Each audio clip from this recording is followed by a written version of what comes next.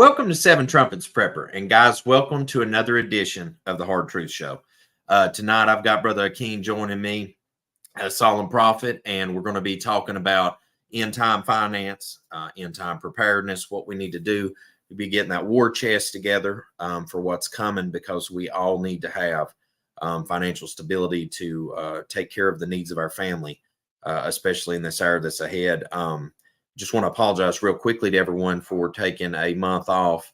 I just wanted to clear my head and take some time with my family after my dad's passing. It was just really imperative to me to just take some time off and just focus on what really matters, just family and health and going to work each day and coming home. And so we're going to get back on that horse and ride now on here on the platform. And I think this is a most important topic for the time.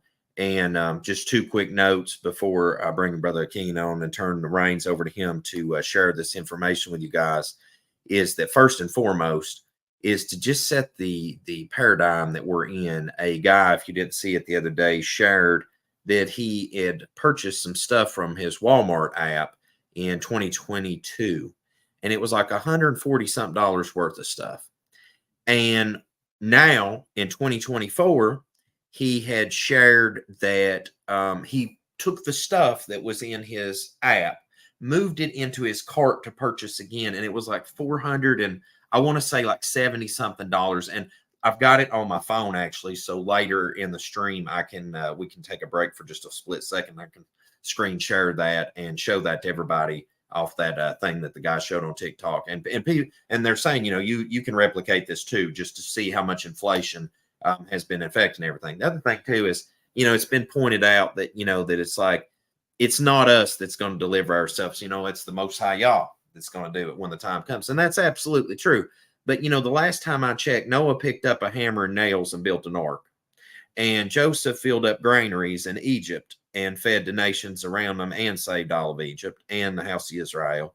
So, this faith coupled with works thing is a serious thing in this time that we all need to get into mindset that, when the kingdom of heaven starts printing paychecks to me and they come in the mailbox out here and I don't have to actually go work, and do what a man's supposed to do to provide for his family. When the easy button, I don't know where that easy button is. I'm looking for it right now. But when that does show up and I can just press the easy button, then we'll do that. But in the meantime, I'm going to work 2 jobs and do a side hustle and print crypto and do everything else in the world to keep my families fed and, do what a man's supposed to do. So with that said, the last thing is that if you guys have not made sure to do this, please do so. Go over to Odyssey and make sure that you have an account over at Odyssey, because there's a video I'm going to make later this week, if not in the next day or two, is that if you didn't see it, the Supreme Court pretty much told the Biden administration that it's open season, that if they feel like something is disinformation on social media now, you can pretty much snuff them out. So there's going to be a lot of that trickle down into the realm of social media very soon. And so the likes of people that are out there telling the truth will probably be disenfranchised. So just a heads up on that. I'll be doing a video about that later this week, or as soon as possible. Last thing is, if you haven't checked out some of the streams in the past, myself, Brother Akeen, Pastor Jansen, Brother Troy, Brother Joel. Man, Akeen's going to have to help me in a second. I've left somebody out of that mix. Anyway, all of us brothers got on there, done that. It was a great stream. I think one of the greatest things we've all ever collaborated on. It's helped a lot of people. You can check that out on a multitude of everybody's channels. Then talked about the eclipses. I have been watching the earthquake watch ever since the eclipse took place. There has been massive earthquake activity. What's really disturbing to me is on the earthquake government information that I've gave you guys in the past, where you can go and keep up with that. Things are not being reported, but yet there's earthquakes being reported by people and the news, and it's not being reported by the government. And so we are approaching about that same span that when the eclipses happened in the 1800s, that when the New Madrid did have a massive flare up, that we're almost in that same time frame window. It is very well closed in. So very interesting to see what will come in the future here in America with all the earthquakes that's popping off everywhere. Just be mindful of that. And, it's crazy. People were mocking that, saying that, well, look at there. Everybody's a false prophet because it didn't happen that day. I mean, like, guys, things get sent as a warning and then judgment happens. Okay. So keep that in mind. Then talked about we can know the season, the end of the age before the return of Messiah. And we were definitely seeing these things come to pass. I talked in another stream about should believers be preppers. And right before I took a break, I talked about what happens when we die. And I believe I did that stream the day of or right after my dad passed away. And I hope that's a peace and a comfort to people that's losing loved ones, because I know a lot's going on in this time frame. And the stats just come out the other day that the people that took the snake bite, the miscarriages and child mortality rates out of sight now. There's a lot of stuff coming out about that too. So I know a lot of people suffering loss in multiple different venues in their life right now. So I hope that'll be of a help. But for tonight, we're going to be talking about how to fund your Exodus and end-time finance. And I have spoke enough. I'm going to step aside here. Brother, it's great to have you on tonight. Hey, it's a pleasure. It's always a pleasure and an honor to be on this platform with you, my brother.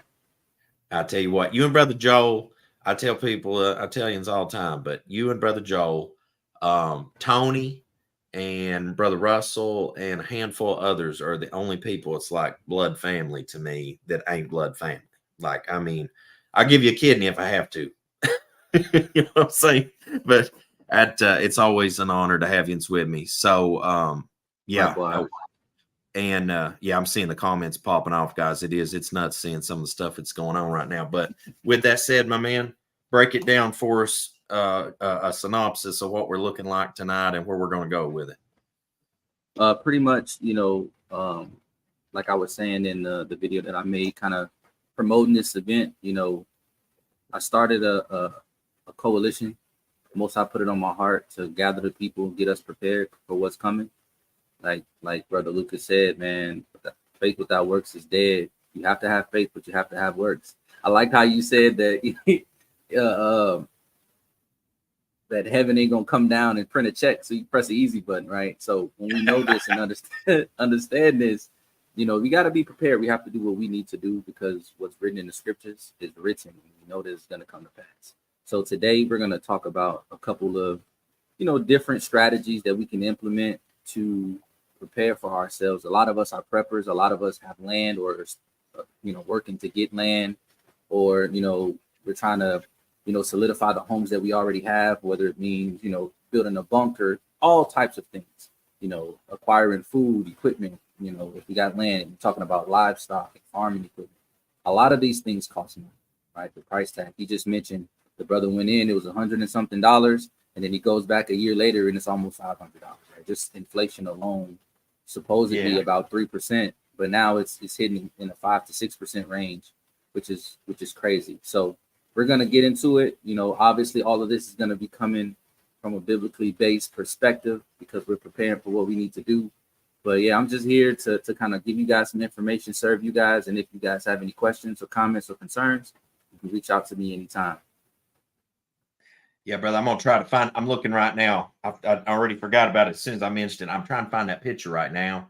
So I'll text it to you so you can share it during your, your screen sharing later.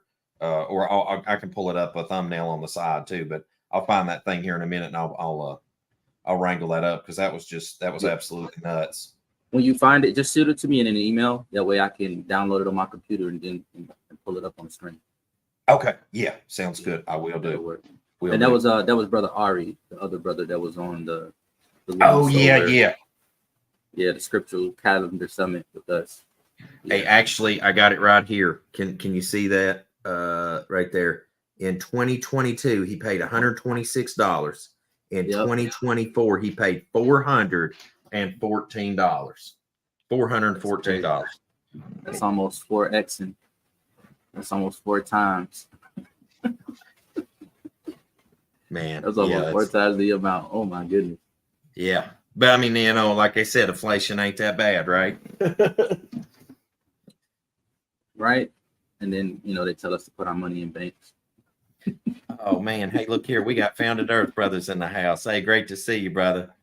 Man, we got a good group in the building today. Hey, man, I see you guys' posts all the time. I share your posts, man. It's glad to have you on here. And it's like we got some celebrities in the group almost. That's how I feel. But without further ado, one of my little ones come to tell me good night there. Oh, it's all good. All good. All right. So I'm gonna share my screen, brother. All right, you go right into it.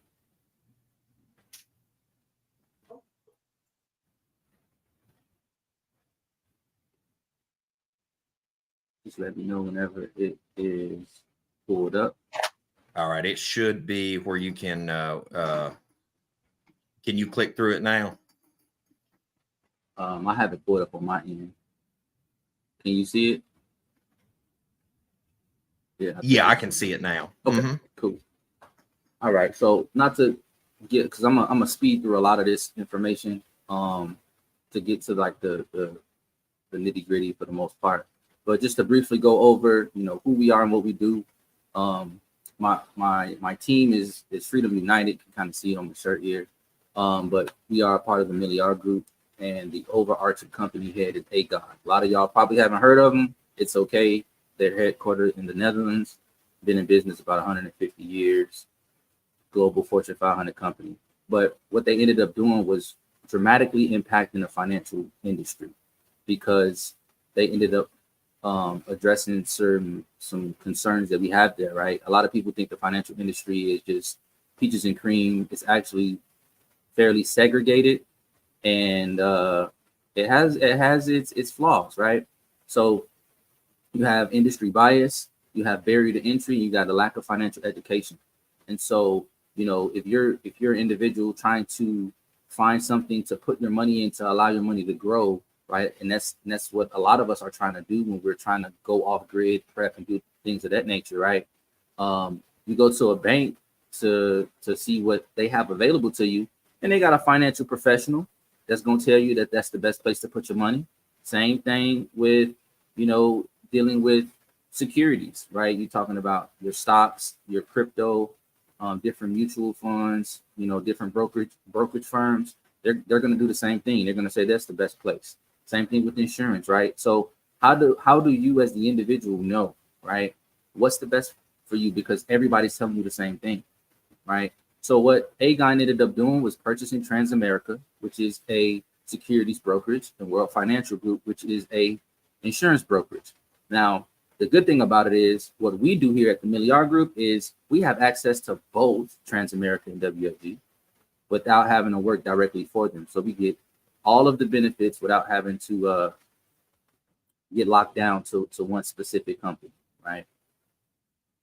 Now, on the left-hand side here, just a few of the names that we work with, but we have over 192 different companies that we partner with on our platform. They're all A and A plus rated. If they drop below that rating, we kick them off our platform. Right. A lot of us here, we purchase a lot of our goods from Amazon. We're very similar to Amazon in the financial industry, to where when you purchase from Amazon, 9 times out of 10, you're not buying it from Amazon directly. You're buying it from a third-party merchant or seller that's using Amazon's platform. Same thing here, right? So Amazon doesn't make any money from any type of direct business, most of the time, direct business from the consumers. And it's the same thing here. When we work with our clients, because we are a full-fledged, fully independent financial firm, non-captive, so we don't work for one specific company. We have our clients' best interests at heart, and we don't charge our clients for any of our services, okay? And that's one of the things that I really love about what we do here, because I love to help people, but it's hard to say, oh yeah, let me help you, but then let me charge you at the same time, right? So it's kind of counterproductive. But just like Amazon, they don't really make money off of the individuals. They charge the third-party sellers.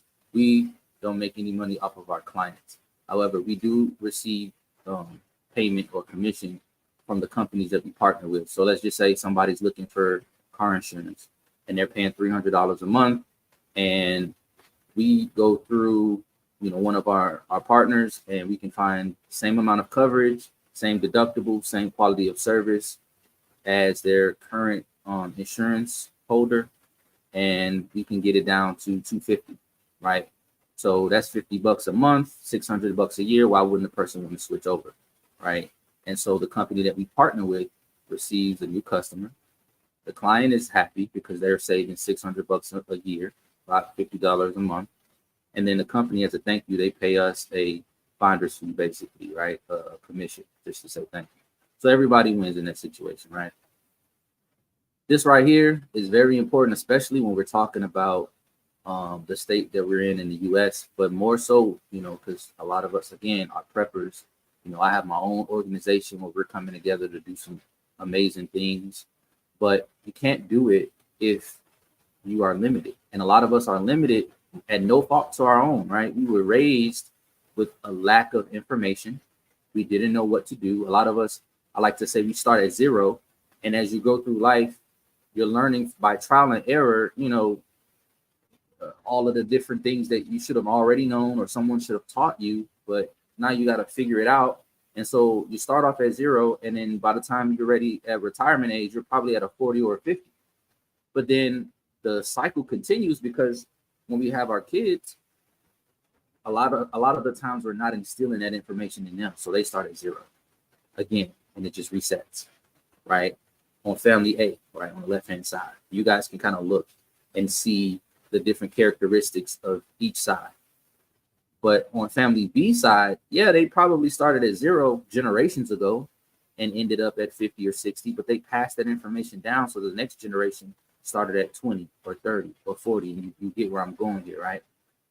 But the no family left behind isn't just a catchy slogan, right? We help all types of people. Our executive vice chairman is a millionaire, and his highest earning client is a billionaire. And his lowest earning client is a single mom with 3 kids, living paycheck to paycheck, making ends meet on government assistance, living in Section 8 housing, right? And she absolutely loves him. He absolutely loves her. They communicate regularly. And he's helped her, set a plan, right? Because that's what we do here. We build financial plans. We ask our clients, hey, what are your goals? How old do you want to be when you retire? What do you want to specifically accomplish? What type of legacy do you want to leave the next generation? And we ask all of these questions, and we build them a financial plan to help them get to wherever they want to go, essentially. And so you see the difference, right? Family A says 95% of middle America. Family B says 5%. I'll give you a stat that's even worse than that. 99% of the U.S. population shares 1% of the wealth. And 1% of the U.S. population shares the other 99%. So if that's not a problem for you, just to understand that there's a huge wealth disparity and a wage gap, right, that's happening. And so I'm trying to get that wage gap closer to 50-50, right? But I need other individuals to help me with that. But as a part of that, I want to give this information to all of the people who come from where I come from, who have some of the similar goals that I have, or us as an organization. And so we're trying to actually move from that family A side to the family B side, right?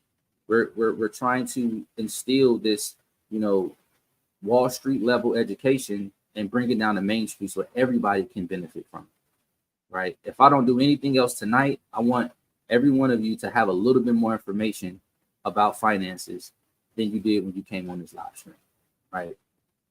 And so I'm here to answer any questions. But to move on, hey brother, just if I could just say one thing on that slide you just had right there. For everybody that hasn't looked lately, they had a map that showed the United States, and it showed the wage gap that you needed to have to even have a basic quality of life. Yep. And like it was in some states, it's into the hundreds of thousands of dollars. Like in California, I think you had to make $120,000 just to have a basic quality of life. Not like you're going to go out all the time and have a good time and live lavish. Like that is survival. Bro, I don't even make $120K. Yep. And like in the state of Tennessee, it was like $84,000, I believe, was required. And I mean, like if I just work my base job, I wouldn't even meet that. So, I mean, like what you were saying right there, people really, I don't think take into clarity just how deep that goes, you know? Oh, absolutely. Absolutely. And then, where it says 250K or more under family B, that's just to be able to sit down and get into the same room as one of the financial advisors or financial professionals that could potentially help you with whatever you're trying to get. But you need to make that just to get into the door. And if you don't make that, they'll still sit down with you, but they're going to charge you anywhere from $300 to $3,000 an hour for their information. Right. And so, obviously in the grand scheme of things, once you see the numbers crunched, yeah, it's worth it. But who has $300 to $3,000 to pay somebody per hour to get information? Right. I know I don't. No, not me. You know what I'm saying? So, that's that barrier to entry. It's a barrier. And a lot of people who really could benefit from the information can't get it because either they're too busy working, right? And by the time they finish, they don't have the resources to do all the research, or they're discouraged. They don't think that the information is they don't even think that the information exists because they feel like their current situation is what it's always been and how it's always going to be.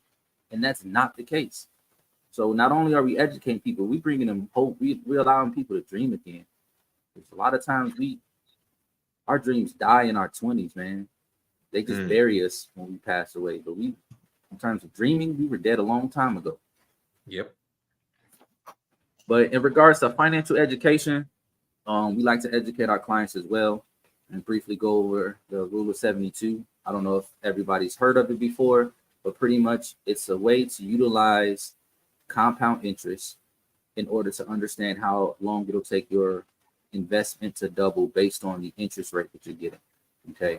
So the rule of 72 is simple. You take the interest rate that you're getting, you divide it by 72, and the answer is how long it'll take in years approximately for your money to double. So look on the left-hand side, you got the 29-year-old, he's putting $10,000 in it. He's getting 1% back in interest. Now, I said earlier, they tell us to put our money in banks. Well, if you put your money in the savings account, you're probably not going to get that 1%, right? You're going to get 0.25, 0.3. You're not really clearing a 1% unless you have some type of like high yield savings account. But at 1%, just to make the numbers nice and round, 1 divided by 72 is 72. So it'll take him 72 years for that money to double. And I know we would love to live like Abraham in the scriptures, right? And live over 100 years old. But according to the statistics of life expectancy of a male in this country, he wouldn't have made it. He wouldn't make it. He wouldn't have made it. So he wouldn't even see that $20,000. Now, as you increase that interest rate to 4% and 6%, as you can see in the middle of the screen, you can see how much more that money doubles, how much more it accumulates, and how much faster it accumulates. Now, looking at that 10% on the far right-hand side, that same $10,000 without any additional contributions would be approximately $320,000 by retirement. Okay, and to crunch a little bit more numbers, if you bump that 10% to 12%, instead of your money doubling every 7 years, it'll double every 6 years. And at 65, you'd have about $640,000 as opposed to that 320. So I highly recommend always paying attention to interest rates, whether they're working for you in the form of investments or whether they're working against you in the form of, different credits and credit cards and loans, right? I know sometimes you're like, oh, well, this is the card that I want, but they're giving you a higher interest rate. And you're like, well, it's probably not that big a deal. It's only adding about $15 a month in my car note. But in the grand scheme, you're paying tons more in the long run. Now, this is how money grows. Every type of strategy you've ever done in your life is probably fallen into one of these three categories. You have fixed, variable, and indexed. Fixed is like the bank's savings accounts, checking accounts, certificates of deposit. For those of you guys who dealt with some of those, you see the map. You see the graph, right? It's a slight increase and then it flattens out. It actually should decrease over time because while your money is sitting in these types of accounts, most times it's not even outpacing inflation, right? You saw the $126 go to $414 in just a span of 1 year. inflation is supposed to be about 3% over the last 30 years. It's about 5 to 6%. So if you're not at least getting back 5 to 6%, your money is just losing value every day, every single day. But these types of strategies are popular because that's what they told us to do, right? And our money is safe in these types of strategies because it's insured up to $250,000 by FDIC, right? So, and it's liquid. So if we have to pay bills, we go straight to the app, we swipe a card, or we can go to the branch and get the money out. But the return of our investment is very low. ROI is low. Variable strategies now. Now you're in the realm of stock markets, crypto markets. You're in the realm of 401ks, IRAs, these things of these natures, right? You're now subject to what we call market volatility. And all that means is what goes up must come down. Things are always moving and they're never staying the same. So in these types of strategies, you can earn a lot, you can make a lot of money, but you can also lose a lot of money, right? In 2008, when the markets crashed, on average, 50 to 60% of all retirement accounts lost about 50 to 60% of their value. So imagine working 30, 35 years, you didn't, put sweat, blood, and tears into into your career, not the company, but just your career. And you expect, having $700,000-800,000 when you retire to live off of. And then you go and you check your account and it's in the $200,000 to $300,000 range. That's not enough to live off of in retirement, right? So it's important to be diverse in where you put in your investments, but for your retirement, your entire pension, to have all your eggs in one basket that's not providing you the stability that you should probably have, it's risky. It's risky, but sometimes it pays off. And then index is a unique strategy because it utilizes what we call market mirroring. So instead of your investment being in the market directly, it's in a separate account, and that account is copying what the market does. So when the market goes up, it goes up. But when the market goes down, right, whatever goes up must come down, it remains the same. Now, you don't make anything in a down year, but you don't lose anything in a down year either. So whatever gains that you received the previous year, those are locked in until the market rebounds and goes back up. And you can see the grayed out version of the variable strategy. You can see over time, the index strategy outperforms the variable strategy a lot of the time. And then if you're going to talk about how money grows, you got to talk about taxes. A lot of times people are making good money, but when you consider the tax hit that they're getting, it cuts it off, right? You got taxable, tax deferred, tax advantage. Basically, taxable is your investments are being taxed multiple times. You're already getting tax from your employer. That's why you can file your income taxes at the end of the year, right?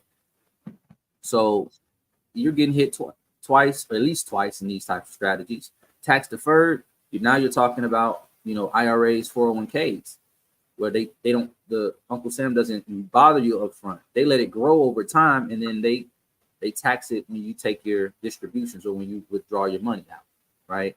Now, I don't know about y'all, but if you have the choice to take to have your money taxed on the front end when it's a lower amount, or on the back end when it's a higher amount, which one would you prefer, right? And we don't know what the tax rate is going to be in 10, 15, 20, 30 years, right? It could be as high as 60, 70%. We don't know, right? So it's important to keep that in mind when we're talking about, your money being taxed on the higher amount later on. Man, just imagine what the petrodollar will do too with the BRICS thing the other day and with Saudi Arabia.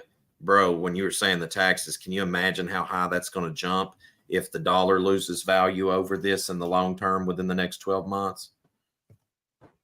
It's going to be crazy. It's going to be crazy. It's going to be a lot of pain and anguish in the financial industry. And then you have tax advantage. Now, there's several ways to do, or there's several things that falls into this category. Like if you have a traditional 401k and you switch it to Roth, or an IRA and you switch it to Roth, now you're talking about your money being taxed on the front end when it's a lower amount, as opposed to being taxed on a high end when it's a higher amount. But also, tax advantage is any type of cash accumulation account that is within an insurance policy, because it's going off of the Internal Revenue Code 7702, which is the holy grail of tax codes, and it states that any cash accumulation account that's within insurance is 100% tax free, and that's federally mandated. So it's a protected asset class. So whether you're talking about Roth or whether you're talking about tapping into that tax code, it's important to check that out. And this is what's not talked about. You hear about these, and a lot of people don't even understand that they're in this, because this actually, pisses me off, to be honest, because you have the variable strategy, which I mentioned, which is in the market, and you're at risk of market volatility. But then that also falls into the tax deferred category. So your money is being taxed on a higher end, but that is the standard. Everybody's grandfathered into that type of strategy if you work in corporate. When you work for a company and they set you up with a retirement account, a 401k, an IRA, a 403b, all of those fall into that same category, because Uncle Sam makes their money off of the taxes. But there's ways to switch it. There's ways to educate ourselves and upgrade. Now, this right here is the 6 ways that we help each of our clients, right? Cash flow, emergency fund, debt management, property protection, building wealth, and preserving wealth. Cash flow is simple. It's 1 of 2 ways. We're going to sit down. We're going to crunch the numbers. We're going to look at your finances, and we're going to be able to see if you either need to bring in more money to help you eliminate your debt and fund your retirement, or if you need to cut back, right? Because it's not all about how much you can make. Sometimes it's about how much you can save. If you make $200K a year, but your lifestyle is $190,000, you're not really bringing in a lot, right? If you make $80K a year, but your lifestyle is $30,000, then you have a lot more to work with, right? It's just that simple. Emergency fund is just a rainy day fund. We recommend everybody have 3 to 6 months. Debt management, we help our clients with debt management, whether it means a debt snowball strategy, different credit card strategies that you can do to lower those balances and eliminate those balances. Consolidation, if that calls for it. Everybody's situation is different, but we help in all ways. And that also helps restore and rebuild their credit. Proper protection, people think of life insurance at this step. We call life insurance death insurance here, because your family only gets a payout if you die, right? But there's a big gap that is not being addressed a lot of places. So if you have somebody and they are fully covered with, they got the grade A medical insurance, right? And then now you have, they're set up with grade A life insurance. So if they get sick, doctor bills are taken care of. If they pass away, their family's taken care of. But a lot of people fall into that gray area in the middle, to where if something happens to them medically, heart attack, stroke, cancer, anything that'll take them out of work for anywhere from 4 to 6 months, right? There's no income now because they're not working. So yeah, their doctor bills are being covered. And that's only going to be so long, because if they don't have any income and they don't have a savings to continue paying those insurance premiums, that's going to lapse. And then they're going to have to pay doctor bills. You know how many people are losing their homes, filing bankruptcy, and just accumulating tons of debt because they got sick and they couldn't work? So we partner with companies that have access to what we call living benefits. So where you can take a portion of the life insurance death benefit, which we call the face amount, you can take a portion of that and offset the lack of income for that time period. And based on whatever you have going on medically, will accumulate to a specific dollar amount that you can use as income. So now you're covered on all fronts, right? Not just 2. Building wealth is everybody's favorite, right? Brother Lucas. Yes, sir, brother. Let me ask you a question. I'm going to use you as a quick guinea pig. I apologize. It's all right. I got you back. So if you have an account that has $100,000 in it, and that $100,000 is earning you interest, and let's just say you got a make a huge off-grid type of purchase, right? Let's just say it's $50,000. So you got 100,000. You take out 50,000. How much are you left with that's still earning you interest in that account? 50,000. 50,000, right? That's the correct answer in most places. Most places. But what would you say if I told you we have, a couple different strategies? But what would you say if we had a strategy where you take that $50,000 out, you take care of whatever off-grid you need to do, and you're still earning interest on that full $100,000 as if you never touched it at all? That sounds like a good deal right there. And it's 100% tax-free. Even better. So imagine, you have the ability to, buy equipment, solar, power generators, livestock, you name it, seeds for the crops that you're going to plant, anything, vehicles, whatever the case may be, to know that you have the ability to take care of those things, and it's not taking away from the interest that you're earning, right? Your cash accumulation is still going up while you're taking care of the stuff that you need. Now that's due to the fact that like it's going to get took out on the back end though up on death, correct? Now, in that case, it just depends. It depends on how soon you're taking it out, right? Because it accumulates over time, and the accumulation could potentially catch up. Just depends on how much you're tapping into that account. I got but you. If there is still a balance. Oh, go ahead. Oh, I'm sorry. The reason, and I don't know why, if I interrupt you now, bro, I'm not trying to cut you off. There is a weird lag on the internet tonight. And I had to reset the router lately, so I'm hoping that ain't had something to do with it. But, when I had New York Life before I had swapped my life insurance policy over years ago, I took it out, gosh, when Jonathan was like maybe, I don't know, 2 or 3 months old. I mean, I didn't hesitate the minute the little guy got here. I got one for him. And, they told me that after X amount of time that, should I fall ill or, they come to me and say, hey, Luke, you're going to die of like heart disease in the next 6 months or cancer or whatever, they'll let you take a big chunk of money out at that point too, because it's pretty much, going to be paid out regardless. And I remember some things like that, and that was almost 20 years ago. But what you're describing right now is even better than what was explained to me on that other insurance years ago. Right, exactly. The companies that we partner with, the types of services and products that we have access to is grade A, and invest in the industry. But like to answer your question, so if there is still a so-called balance left, it'll get taken care of out of the death benefit. So let's just say at the end of it, when it's all said and done, let's just say you're sitting at $1 million, right? And over that time period, you've taken out $600K, but it's grown back and caught back up to, let's just say, $800K. There's a $200,000 balance left, and let's just say the death benefit is $1 million. So the $1 million will pay the $200,000 back, and then $800,000 will get paid out to your family. While during that over those years, you still took out $600,000 to take care of whatever you needed to take care of. Gotcha. Mm-hmm. And then the last number 6 is preserving wealth, and that one is more so the estate planning.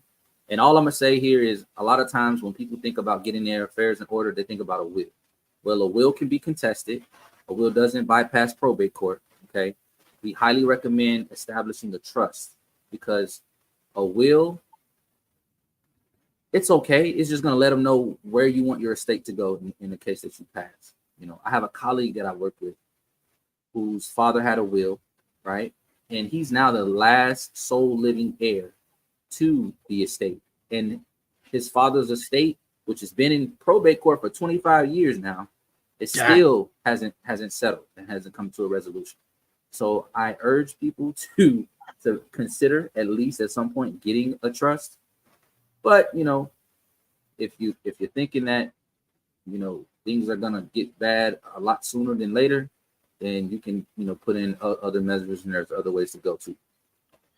Yeah, just a quick note to everybody on what the brother's saying right now is I can speak to this firsthand from Dad passing is that like me and Dad and Jonathan had a plan in place for a long time. And so when Dad passed, like Mom had the land deeded off, pretty much the majority of the farm. Me and Dad was giving it to John so that he could carry on, the cattle business.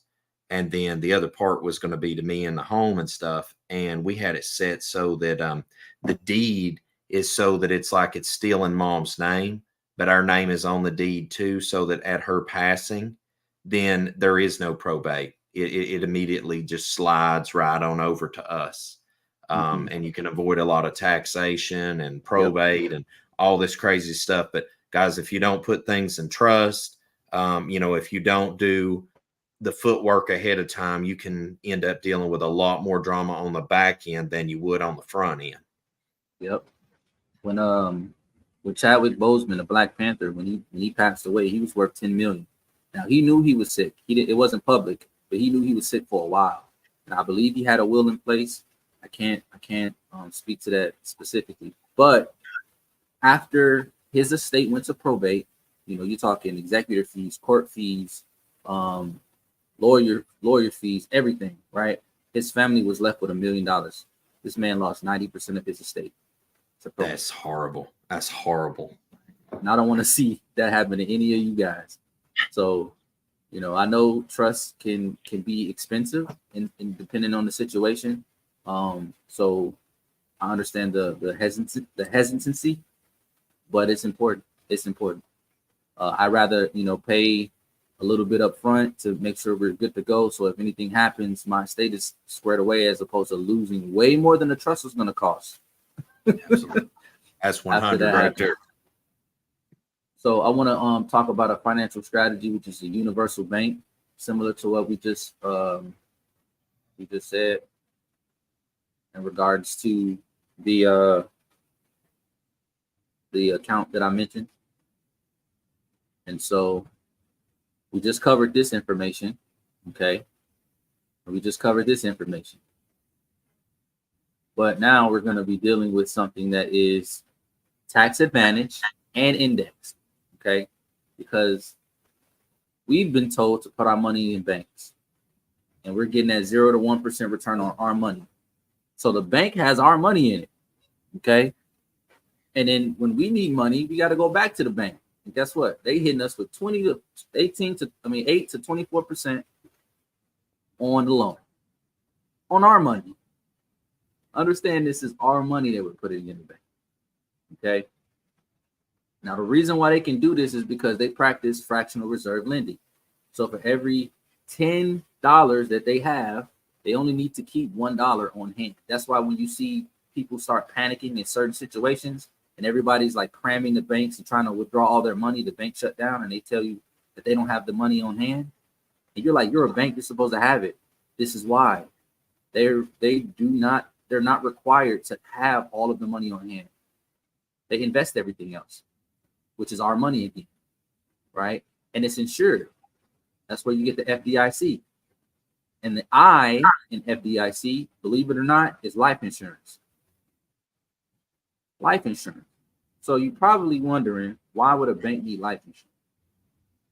Well, they put their money in insurance and they're getting 6 to 12% return tax-free.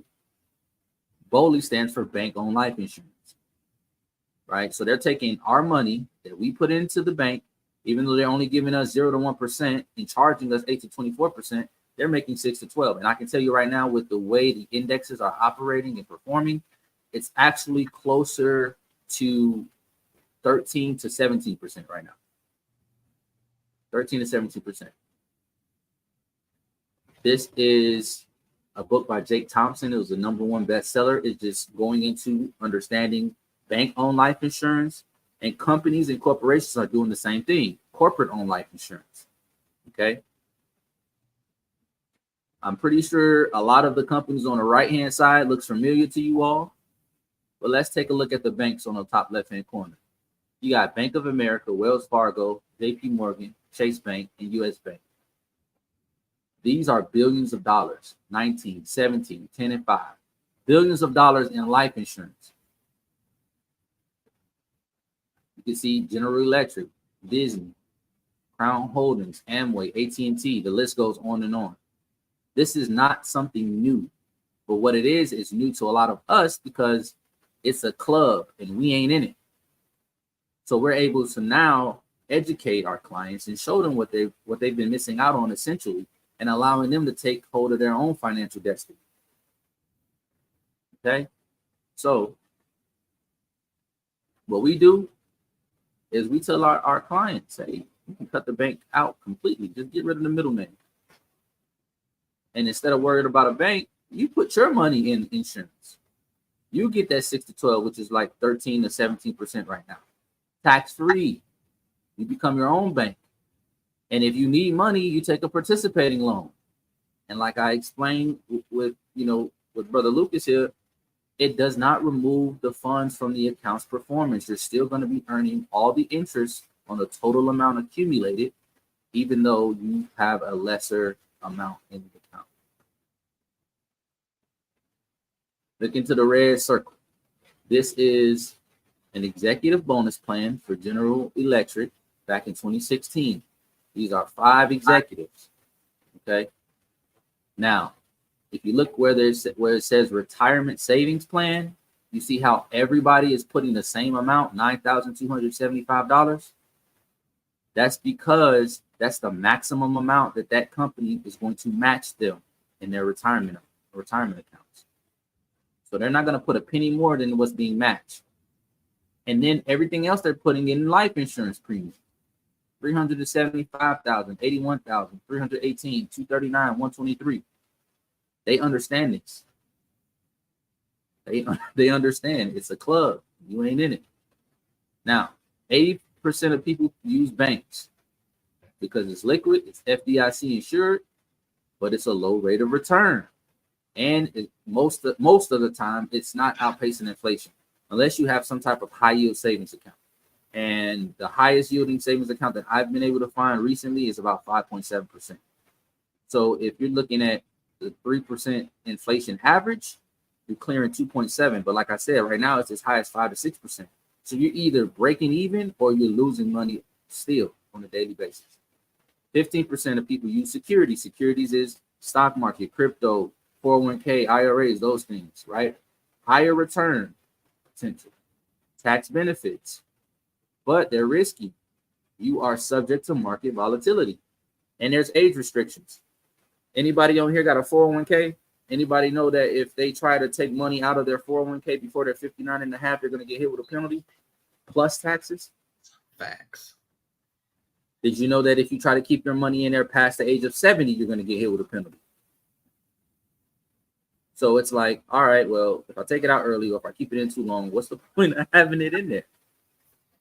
5% of people are in on the secret, utilizing insurance.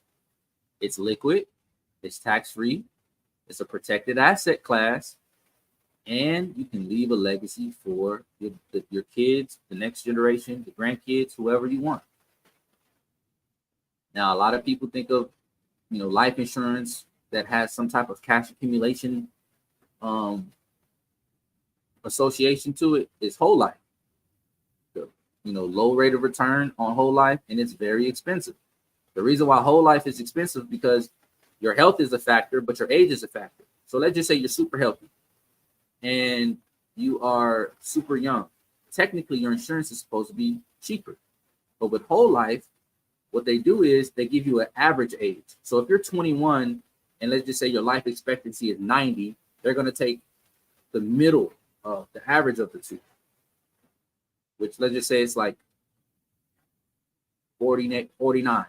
So now you're going to pay insurance as a 49-year-old as opposed to a 21-year-old. That's why whole life a lot of times is pretty expensive. But what happened is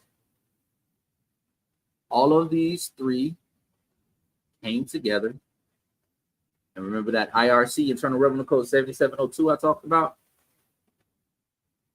There is a hybrid model that is utilizing all of the positives of this and none of the negatives. to where you are paying for annually renewable term insurance, which is cheap, low cost insurance. That gives you access to that tax code to make it tax free. So you make your monthly contributions. A small portion goes to that, and then the rest goes into your cash accumulation account. And these are the benefits to it. Tax free, liquid, protected asset class, market protection. It avoids probate and estate tax. But it's insurance, so you got to qualify. And it's not a get-rich-quick scheme. We recommend at least having your investment in there for 10 to 15 years. Because at that 10-year mark is when you're really going to start seeing that aggressive growth. And I'll show you some examples. Okay.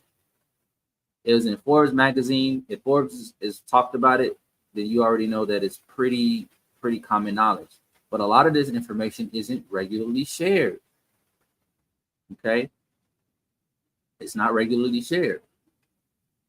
So let's look at, this is a 25-year-old female. A lot of times when we go over like different examples, we use the men. So I figured I'd show my sister some love. Okay. So she is 25. By the end of the first year of the policy, she'll be 26. That's why it says 26. So you have the end of year, the year of the policy, the age of the individual, the annual premium outlay is how much money they're paying for that year, not a month, but a year. Okay, so $6,000 a year is $500 a month. Ignore the center column because this is going off of a lower percentage projection. The higher projection is over on the right-hand side, and it's closer to the accurate numbers. The accumulated value is how much you have total in your account. The net surrender value is how much you have accessible to you to start making a withdrawal or a participation loan. And the net death benefit right here is when you pass away, how much money is going to your family. Okay. Now, earlier I said this isn't a get-rich-quick scheme. It takes about 10 to 15 years. And you're going to notice that there's what appears to be diminishing returns between your accumulated value and your net surrender value up until you get to the end of year 10, because at year 11, these two numbers are equal. Well, a lot of people might say, well, if I'm putting $6,000 in this account, why do I only have access to, $4,900? I mean, why do I only have $4,900 accumulated and only have access to $2,100? Right? Well, one, like I said, this is not a get-rich-quick scheme. But also, the company is on the hook if anything happens to you in that first year, the first month even. As soon as that policy gets enforced, they got to pay this out. So it's a business. They have to get a return on their investment. So what's released to you is staggered until you hit the 10-year mark, to where you considered fully vested. Okay. The bold numbers here is the total amount that you've put in over the time period. Okay. But after that, you start to see accelerated growth. Okay. This person is 26. By the time that she is retirement age, 65, that's 892. And you see in year 66, there's no more contributions being paid. By the age of 66, she has about $950,000 with a $1.1 million death benefit. Okay, so when you're talking about that, at this point, she had only put $240,000 into the account. So, Brother Lucas, if I told you, if you give me $240,000, I'll give you $950,000 back, would you say that's a good deal? That's a good deal. And when I get it back, I'm going to run through it.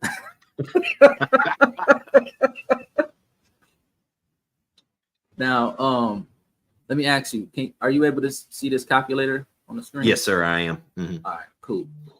So let me show you a secret. You say you're going to run through the money, right? Yeah, golf course, beach, and my Cybertruck immediately. All right. Well, let me show you something. $950,000. So it's 950, 800 specifically. Okay. Now, like I was saying, that 13 to 17% right now, the different indexes that we're dealing with, you're talking about like a 17% return.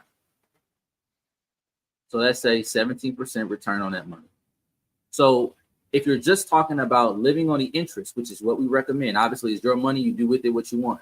But if you just live off the interest that accrues every year, you're going to have $161,636 salary, annual salary. You think you can hit the golf course and get a Cybertruck with that? Boy, it's going to be hard, but I'll keep up with the numbers. I'll try to make it work. Right? Yeah, that's great. That's really good, man. Now you could take something out, right? No harm, no foul. However, if you just live off of the interest, you have a continuous stream of retirement income forever. And that's going to be so critical. I mean, that's going to be critical for our generation because, bro, nobody's coming to save us. I mean, me and you, we're an island. I mean, this is it. Yep, exactly. Now, let's just say, I don't know, let's just say you live to 90, 95, right? You multiply that by 30, 29. Over the lifetime of this account, you just pulling the interest, you'd have got $4.6 million. And that's not even including the death benefit.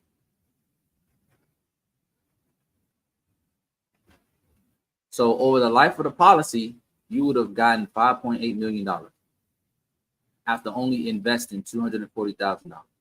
Yeah, that's and everything that you just got is completely and 100% tax free, and it's a protected asset class.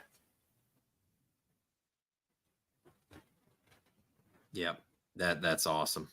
Now this is just a standard, where she's taking care of her bills. She's paying $500 a month and putting it into this account, right?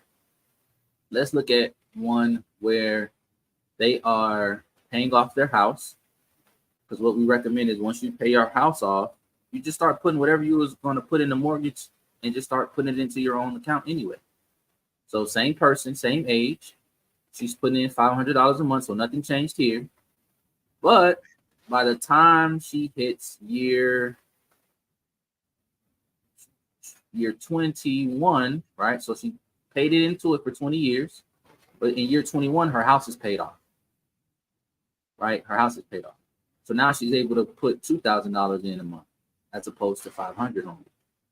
Now, at putting $2,000 a month in, starting at year 21 at age 46, by the time she retires, she's at $1.6 million. And again, that's not including,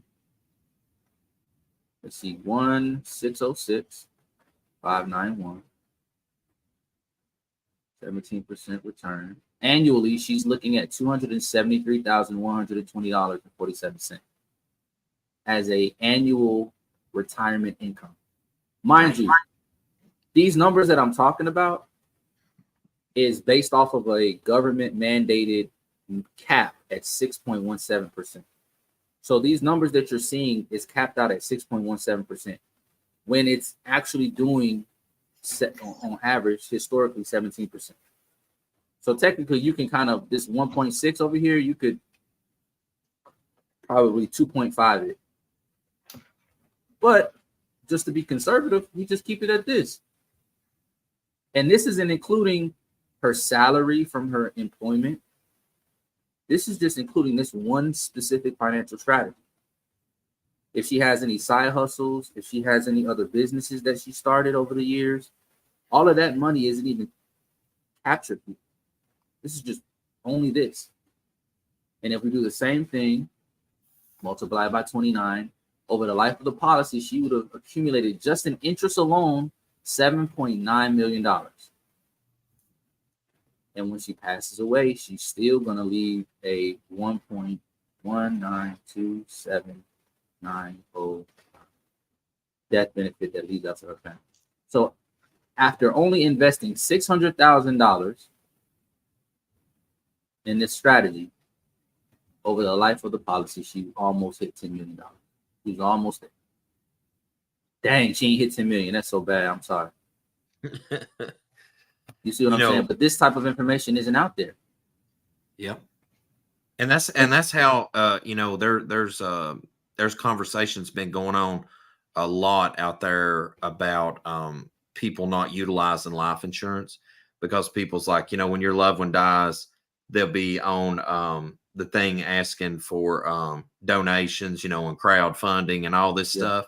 And it's like, that shouldn't even be a conversation, because, life insurance, even if just people paid in on their life insurance, when they die, their next generation is strapped. I mean, they're ready to go. I mean, like, if I died today, like between my wife, the girls, and Jonathan, just one policy alone's $500,000. I mean, they ain't gonna owe nobody nothing and be to the positive hundreds of thousands of dollars. I mean, like, that's a comfort, and I just don't know why people do not think about that, because I mean, even in that situation, and that's a horrible scenario, but just looking at it, fresh off of dad passing away, if I died this minute, there is no reason there shouldn't be any preps left that they shouldn't be able to ascertain immediately. Like they could get on the internet and buy everything they needed the following day and be on the doorstep before crap hit the fan. And I know that's not an ideal scenario, because I'm not existing in that scenario anymore. But I mean, like, people need to be mindful of that, so many people spend so much time prepping, but then they don't even ever take themselves out of the equation and ask themselves, okay, well, what does that scenario look like with me gone either, Right. Exactly. A lot of people don't consider the after effects, right? Because the average cost, depending on where you live, the average cost of funeral services can range anywhere from $3,000 to $12,000. And so if you're not prepared and you're selling plates and doing car washes and hitting up the GoFundMe's and posting your Cash App on social media, that's still a lot of money to try to cover. Sure. Well, I mean, by the time that my dad passed away, like, the cost of funerals, what was initially that mom and dad had prepared for long ago, I mean, it's all pretty much practically almost doubled by the time that the insurance policy did pay. Oh, yeah. So, I mean, imagine how much it's going to continue to go up. I mean, just in the years ahead with inflation and everything. Absolutely. They'll increase like the Walmart scenario. You know what I'm saying? I cringe to think of how much funeral services and burial services is going to cost in the next 25, 30 years. Well, I know mine's going to cost. I told Abby and Jonathan, they better not be putting me 6 feet in the dirt. I said, I want my concrete sepulcher. It's going to say servant of the Most High Yah inscribed in the top. And it better have a Lexan coffin inside with a little access key, because I'm going to get up out of there and I'm going to walk out at the last trumpet. Oh, man. Hey, I know that's right. They leave me be. They talk about you don't want to be cremated, it's cheaper. No, sir. I want to come in. I want to leave just like I came into the world, everything intact. That's right. I want that door turned toward the east. I want to get up the minute that sky parts. Facts. Now, some people they have a little extra, saved up, or maybe they inherited some money from, the grandparents or their parents, or maybe they have a little bit of money left over from a life insurance policy. Who knows? But I wanted to show what having a lump sum start could do, right? So this person had additional $50,000 to start it off, and then they're only paying $200 a month. That's where the $2,400 a month comes in. So that first year is $52,400, right? And you immediately have access to majority of that money because of how it works, right? Now, after that first year, you're now only paying the $200 a month, which is much less than the $500. Let's just say maybe their budget, maybe they don't have it like that, right? Maybe their budget is tighter, so they only put in $200 a month. But even with that, by the time this person hits retirement age, you're still looking at $829,000. Yes, sir. Starting it off, supercharging it with $50K, but only putting $200 a month. A lot of us are paying more than $200 a month for light bill, car notes, Some of us are spending more than $200 a month on fast food. But to know, Did you see that memo? Did you see that memo somebody dropped for you, brother? No, I didn't see it. In the comments, that was actually a good point on what you were saying there a minute ago.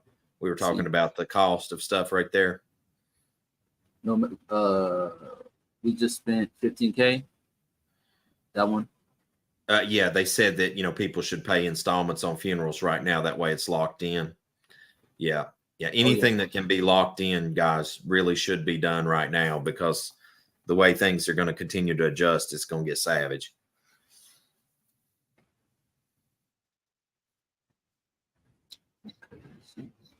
Yeah. I have clients that have plots already completely paid off and purchased. They're just waiting. They're just waiting because they know that the cost is going up. And I do apologize because when I share my screen, I'm not able to see the live comments. So I'll be kind of breezing through and addressing some people's questions as well here shortly. But like, as you guys can see, if you're that young lady and you're trying to get some land, or maybe you already have land, you're just trying to build and cultivate it. Now you have an ability to be able to fund whatever you need during that time period, tax-free, right? And still be able to do whatever you need to do. And it's not taken away from, your job, right? Brother Lucas said, I'm still gonna work two jobs and make sure ain't no easy button to be pressed, right? So right. And then I always think like from a group perspective, right? So if everybody comes together and unifies, and we're tapping into these types of financial strategies, imagine the amount of good we could do. How many homes we could build? How many homeless people and poor people we could assist? Right? It's not just always about us too, as well. Like, we have to take care of our fellow man. And so, thinking about the average cost of homes, the average cost of land per acre, I briefly looked into that. You're looking at $420,000 if you're buying a home, $329,000 if you're building a home, but that's not including land. And land is averaging between $12,000 and $16,000 per acre, depending on where you are. So that's not including, tractors and other farm equipment, building materials for additional infrastructure like sheds and stuff like that. There's a lot. It's a lot of stuff that we want to do, but those things cost money. Those things are expensive. If we want to fund our exodus, right, we read in the scriptures of all of the things that is going to come to pass, because that's why the Most High put it on my heart to create the organization, the coalition, the Unity and Survival Coalition. Originally, it was like, if things go bad tomorrow, what would I be able to do? Now, me personally, I know how to shoot, right? I know how to shoot. So if somebody came as a trespasser, they try to break in and steal our food and our goods, whatever we have, they're going to have a rough time. But here's the problem that people don't really consider. And a lot of these movies have painted a really good picture and explained this really well, like Walking Dead and, other shows like that. But in times of calamity, there's utter chaos. There's people who are wicked. They will band together. You're talking 10, 15, 20, 30, 40 people. And they band together. They create a what's it called? Like a loose alliance. And they go throughout the different areas, overpowering everybody they run into. So yeah, I can shoot. My wife can shoot. My kids can shoot. Well, we're only a 5-person household. How long can we fend off 30 people trying to get to break in? 50 people trying to break in. So we have to come together, utilize our resources, utilize the information that we have, so that way we're not on our own, right? So when they come in numbers, we have numbers as well. And if we unify, we are stronger, right? I say all the time in the coalition, a slap can sting, but if you unify all 5 of them fingers into a fist, you can deal a mighty blow. You can knock somebody clean out. And that's what ultimately what it was, right? We share information, we share resources. If one person is good at growing crops, another person is good at, healing wounds in the medical field, and another person is good at building, we all share into that. and we teach each other. So that way the entire community unifies, goes up together, and we are all ready to go. But it's going to take resources and money to do those things. So now the info where that you guys can reach out to Brother Akeen is in the bottom of the video description, guys, and he can help you on a ton of this stuff as far as planning those things out and stuff like that. Because I mean, when the crap hits the fan, I mean, I can tell you this from working for FEMA in the past. I mean, like that government certificate sealed is on the thing right there on the wall from working for FEMA. And I'm telling you, from seeing it in the field, that whenever a crisis happens, the first day or two ain't really the big thing. It's day 3 forward where things get crazy. And then if you have like a catastrophic meltdown, a power grid, the next pandemic, financial collapse, you watch things like these play out and you give it 30 days, the people that's going to suffer the most immediately are the elderly, the sick, and the children. Now, after that, then the herd's going to be really thin. You're going to see the population drop fast in that first 30 days. And then what you're going to be left with is people that made the right conscientious decision to prepare. And they may be people of faith. They may be wicked people, but nevertheless, they put the safe room in, the bunker, the food stores, the root cellar. They did the work. And then the rest of them that stuck around after them 30 days are the bad of the bad. They are the Negans of the Walking Dead. Like Brother King just said, they are people that embody the spirit of Satan's kingdom. They're going to be the government and the outliers and the crazies, and it's going to be quite a show to see, folks. And I'll be honest with you, I'm not a cowardly man. I don't want to deal with this all on my own. I mean, networking, having people around you.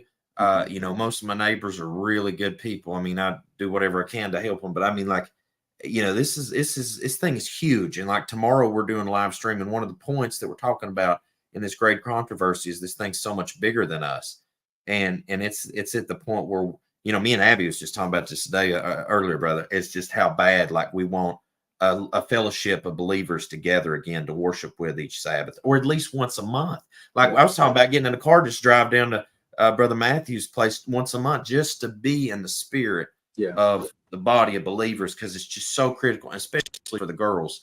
And it's getting wild out here. And guys, we've got so much that we're having to deal with that I'm talking to people now that are 88 years old. I was talking to some elders the other day, and I'm trying to find mental health clarity, because I'm like, we're dealing with the reason our generation and especially young people are having such mental health meltdowns is because we're dealing with stuff that's coming up on this earth that has never been nor never will be again. And like AI and robots and the twisting of DNA, like we ain't seen that since the days of Noah. And as scripture says, as of the days of Noah, so shall the coming of the Son of Man be. So we are at the threshold. And so I know everybody's feeling this immense intensity. Like from 2009, I've poured dollar bill after dollar bill into preparedness and getting off grid, and strove at it for years. And it takes a lot out of you.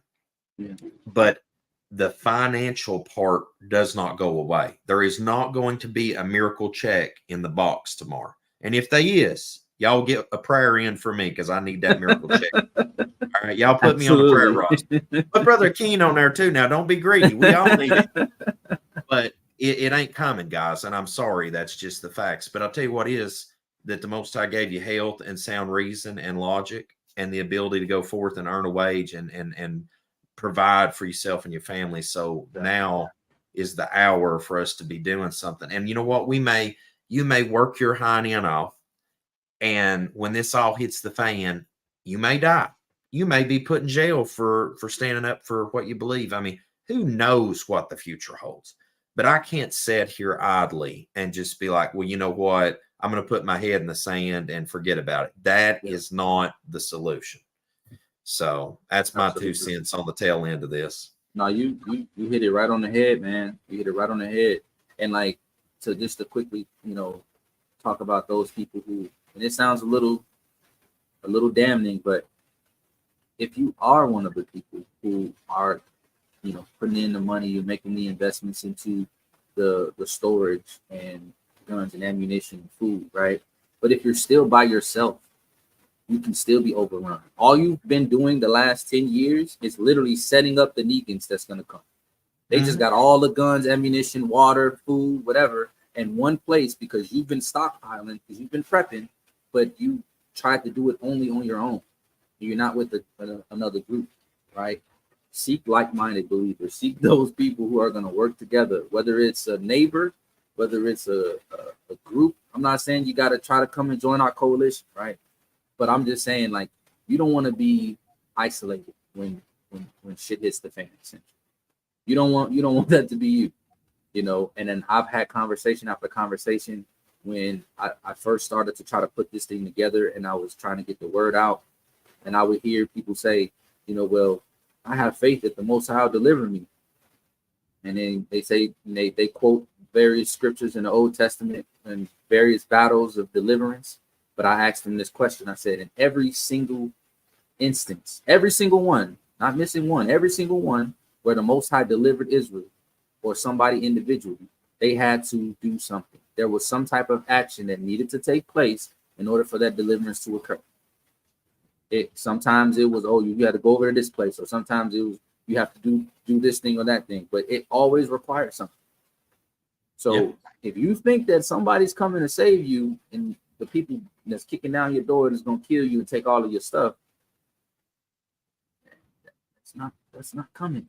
Now, I'm not saying faith isn't a powerful thing and that things can't happen, but faith without works is dead. James 2, verses 14 through 26.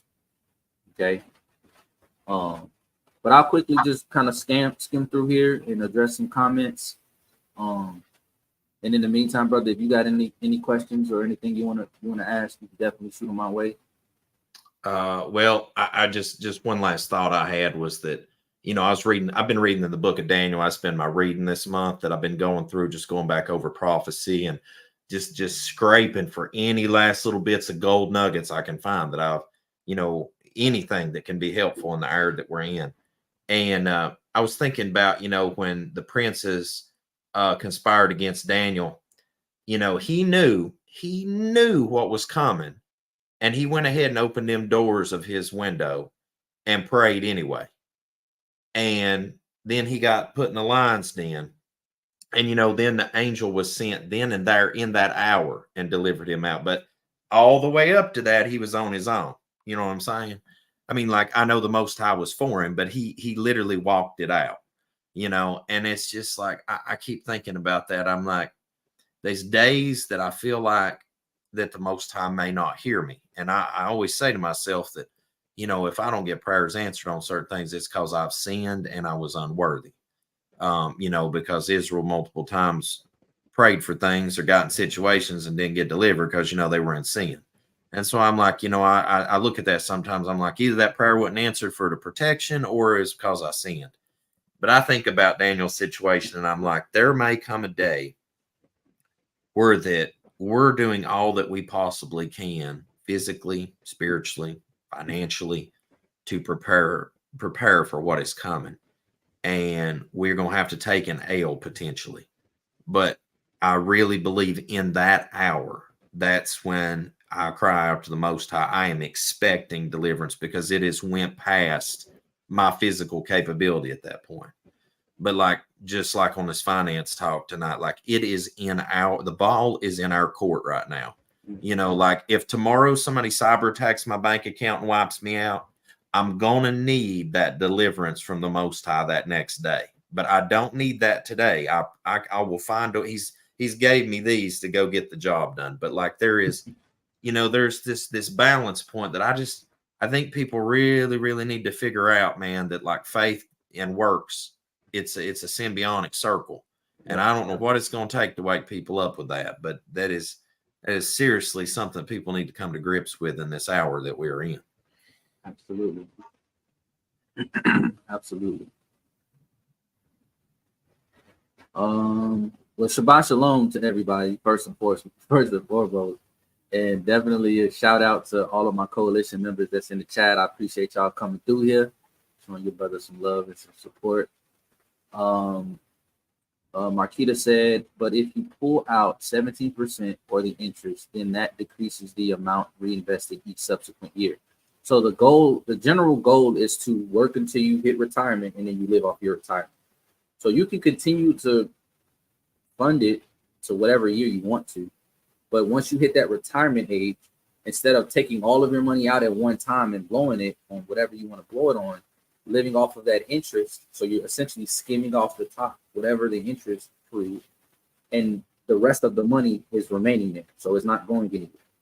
And then the next year it earns that interest back again, and you're just literally living off of the top.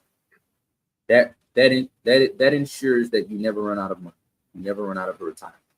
You're always able to do whatever you want. Now you can take more than that, but the more anything over that 17% threshold, if 17% is what you're being credited each year, anything over that 17% threshold is now going to decrease the amount that you have accumulated, and then thus decreasing the amount that you're going to receive in interest. Because if you're getting 17% interest on $1 million, and you go and instead of taking out the 17%, whatever that amount is, and then you go the next year, so let's just say you take out, let's just say 17% was 170,000.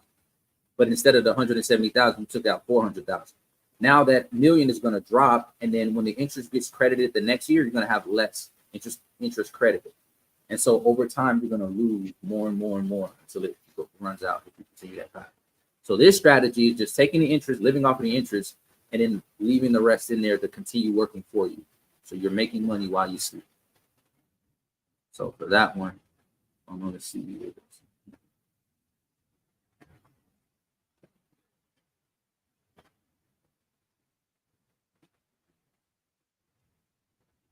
Not seeing many questions, so hopefully I explained a lot of the things pretty clearly, and there's no questions. But I did leave my Calendly link if you want to reach out to me, if you have questions, concerns, or you got some edifying information and you want to take advantage of it. You can definitely book a meeting with me. Calendly link /Jamal A Johnson 144, and that'll take you to the page where you can book. Don't have to worry about it. All of the Sabbaths are already grayed out. You won't even be able to book it on the Sabbath. So they got to worry about that. I already got my calendars squared away. Man, can you help me do that for my off-grid contracting? Absolutely. Oh, Absolutely. bro, I will pay you for your time. Let me tell you, that is epic, because you know how I know when it's Sabbath? That's the one day a week that I get all the business calls, all the tech support, and everybody want to drop off their wallet for off-grid except for Torah keepers. They all know not to be doing that. But that's so funny, man, because that happens all the time. That's the one day a week I can cash in all the checks I want. Yep, absolutely. And then like I'll have like a 2 or 3 day period where I don't have any clients. I'm not sitting down running any meetings, right? And then soon as Sabbath hit, my phone is ringing. I'm getting text messages. Hey, brother, let's meet. I'm like, yeah, you're gonna have to wait until tomorrow. Yeah, I swear that is just so true, because everybody I talk to, look at there. Somebody just said it. Facts, Lucas. I got so many emergency calls today. Guys, listen. Anybody that keeps the Father's lunisolar scriptural Sabbath, I know people will be like, how do you know it's true? I'll tell you how I know it's true. When I went to SUN Day Church, my life was a breeze, baby. Yep. I mean, a breeze. Matter of fact, I could have been like a world-class, easygoing pagan. Life was just a breeze. I went to SDA Church. It was a little bit of a change up, but let me tell you, the minute the gear got swapped in the transmission to keeping the Father's calendar, bro, like my world melts down like 24 hours before the Sabbath comes. There'll be a crisis. The dishwasher today started flooding the night before, like last night going into Sabbath, it flooded. Somehow the gasket got moved on the bottom of the door. So I walked in there at like 1 a.m. to a flood last night at the baby making machine sets above the dishwasher. Complete flood. So I'm telling y'all, you can't make this stuff up. That is how you know that the Sabbath is true, because it never fails. And it'll always be coming up on Sabbath, and somebody will ask me, they'll be like, man, can you do this for me? Like, I'll gladly pay you extra or blah, blah, blah, blah. And it's always this temptation, always happens on the Sabbath. Yeah, exactly. I can't tell Somebody you, said, same here. I get the most leads of business increase on Shabbat. Facts. And y'all killing me in these comments. Facts. Oh, we all ain't lying. Okay. Like let's just go ahead and scratch this up and say Luke's just lied. All right. Well, Brother Akeen ain't lying. And the rest of these people in the comments ain't lying. Like what is it? The statistical probability that all these people are lying is it ain't possible. Oh man. It's not possible at all. Oh, that's great. But I'll drop the link again in there. Yeah, and somebody asked too, said, so when contributions stop, the value or payout continues to increase. Did you get that person? Yeah, I was gonna answer that one. So yeah, even when you stop making contributions to it, you're still gonna be earning interest on the accumulated amount. So you're still gonna be earning interest and making money, even though you're not paying any more into it.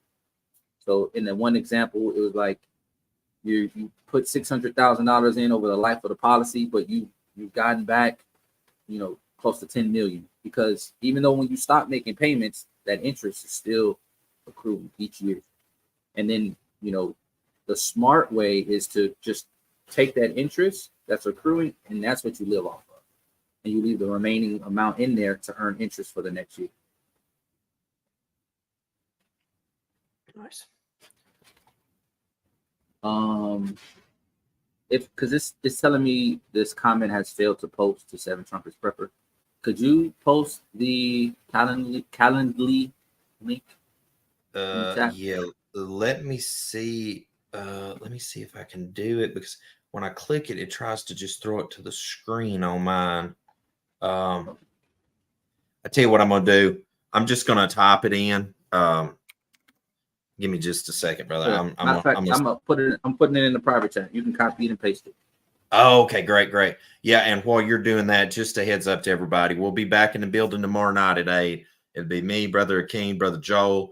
We're going to be talking about the great controversy, that's been going on for so many millennia, and it's being wrapped up. And we all get caught up in the cares of the world and all the struggle and strife and drama that we're going through every day. And I just feel this is going to be a massive help to reset and bring everybody back to center on foundation, because we actually are all caught up in this situation. Like, we didn't ask to be put in this situation, but we're innocent.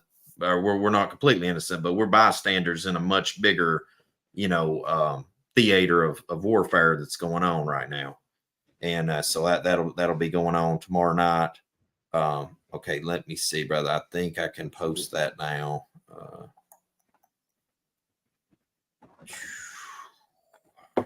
And the far right column was the death benefit that still pays out when you pass away. So whatever you have in your accumulated amount, it's that and the death benefit. You see it now in the comments? Yep, okay. I can see it. I can see it on my end. So that link is down there, everybody, for anybody who needs, who has questions or would like to sit down and have a meeting, get some more information. Definitely hit that up, book a meeting with me, and we'll definitely help you get to wherever you want to go. Everybody's situation is different. Some people want to prep. Some people want to buy a house. Some people want to buy land. Some people just want to increase their finances. Some people want to get out of debt, right? Whatever it is, I got you covered. Yeah, well, brother, when you get a night coming up, maybe next month when I'm out of the field, because I've got to go do an off-grid community install for some Hebrew brothers down in Georgia that's putting a community together. Yeah. And then I got to go look at another thing, and then I got to work a tiny house land 3 days, 14 hours back to back. So I know next month's a little crazy, but toward the end of it, I definitely want to get with you about the insurance, because maybe if I can do a life insurance thing that's just with that directly with you for this intent purpose of finances. I want to do that because, the others just leave for whatever purpose, for death benefit to everybody. But I would like to have something that's tangible to workable for right now. That would be great. And I definitely pencil in the time to do that with you. Absolutely, brother. Just let me know. Sit down and go over your options and get you squared away. All right, guys, I'm going to put the info up one more time before we wrap up here. All the reach out to you touched on the coalition, but do you want to just give everybody a real quick shout out about that so they can? Yeah, absolutely. And I'll be talking more about the coalition tomorrow. So if you guys want to tune in to the New Moon show tomorrow, right? We'll definitely be touching on that as well. But like I said, Unity and Survival Coalition, we are a group of like-minded believers, right? So we all serve the Most High, Torah observant, keeping the Shabbat, but we are gonna come together, right, as a completely off-grid and self-sustaining community to prepare for what's coming. So when those Negans come around, it ain't gonna just be, all 30 Negans on one. They're gonna go 30 Negans against the same amount, or if not more, right? So we're gonna come together, we're gonna unify, we're gonna strengthen each other, we're going to edify each other, encourage each other, build each other up, and everything from crops, livestock, ammunition, weapons, firearm training, military strategy, all of that, everything, combat, everything, healthcare, all of it. The best way I can explain it is you watch The Walking Dead and you see how they establish communities. That's the best way I can explain. Everybody working together with one common goal in mind, understanding that no one person is more important than a group, right? And so, with that being said, you can chat with any of our members in the chat. They've been going crazy this entire time. If you got any specific questions, you can reach us at Unity and Survival Coalition at gmail.com, or you can hit the link. Contact me via phone, shoot me a text, give me a call. 773 area code 443-2125. Give me a call. I'm reachable. I'm not one of those individuals that's untouchable. You can reach out to me anytime. So, with that being said, if anybody's interested in learning more information about the coalition, maybe it's something that interests you, or maybe you like, let's go. I'm ready. Sign me up. Hit us up. Oh, brother. Well, I'll see you and Brother Joel in the house. I guess we can jump in the studio about 10 minutes till 8 tomorrow night. I'll meet up with you, but I'm looking forward to it. And excited. I'm on, guys. Before we jump off here, as always, I hope the Most High Yah baruch you and keep you, make His face shine upon you, show you favor, and give you shalom, my friends. In Yahushua name. We'll see you guys tomorrow night. Love you, brother. See you tomorrow night. Love you too, brother. Peace.